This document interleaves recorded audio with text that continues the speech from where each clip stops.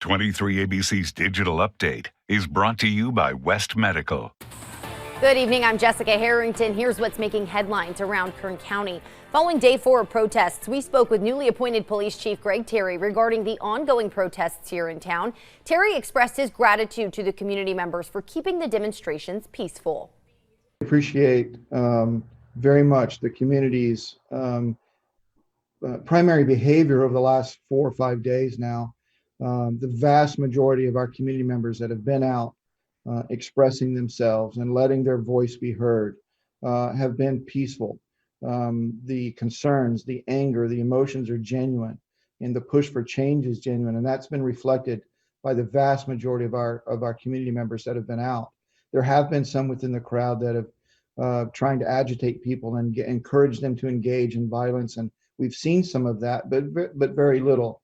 In fact, on several of the nights, many of the community members themselves intervened and took action against those that were trying to do that. So that's very much appreciated from a police chief's perspective, because there are significant public safety challenges across our city, and allows us to really address all of our community's needs while ensuring that those that are here with us out front are able to express themselves safely.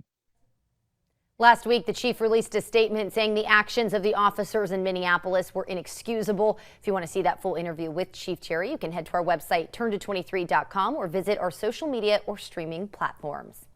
Today, you may have noticed some silence from the music industry and some black squares scrolling on social media. It's part of a movement from top record labels to support the black community and the nationwide protests. Named Blackout Tuesday, several music labels like Sony, Republic, and RCA Records will halt operations for the day.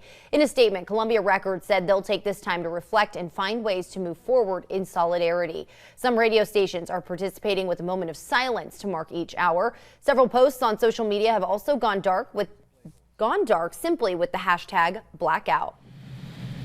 And as temperatures continue to rise, there is a heat advisory the National Weather Service has issued for areas within the valley.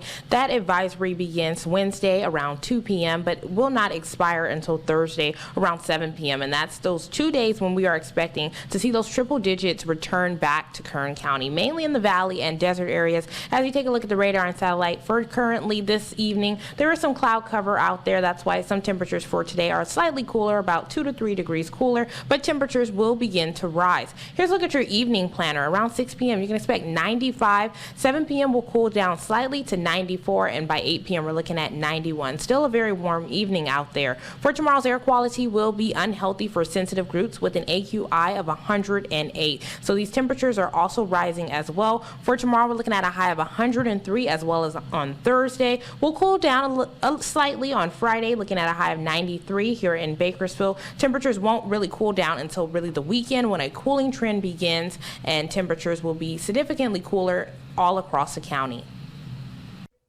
That's your latest news and weather update. For the latest news anytime, be sure to log on to our website, turnto23.com.